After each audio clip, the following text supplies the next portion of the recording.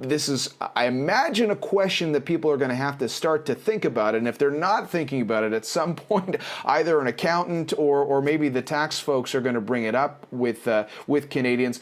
What do we know at this point about how we treat the tax realities of, say, investing in Bitcoin?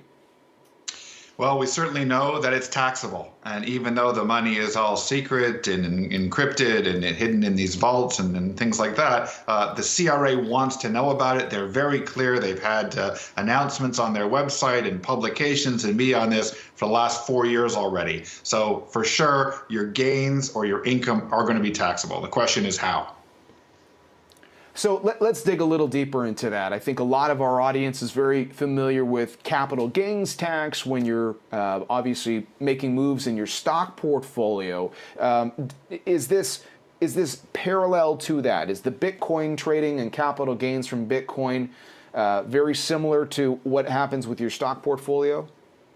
It really depends. So it might be. So certainly if someone's investing in Bitcoin, they have sort of a one investment, they sell it a few months later or a year later, whenever, I would agree. I think that would be a capital treatment, 50% taxable. And if you've got a loss, it's a capital loss that could only be used against other gains. That being said, because of the speculative nature of Bitcoin, there are many people that are actually engaging in Bitcoin trading akin to day trading. And that's where you get into this sort of gray area, a little bit more questionable in terms of whether or not it's still a capital gains treatment, or effectively, are you running a business? CRA has 5 factors that they've looked at traditionally when it comes to a trading and securities business in terms of things like the frequency of transactions, how often you're trading, how long you hold the stuff. So there is a risk that if you are very, very active in the trading of Bitcoin, that could be considered to be income, meaning that the income and the gains are fully taxable. But it also means that if you have a loss,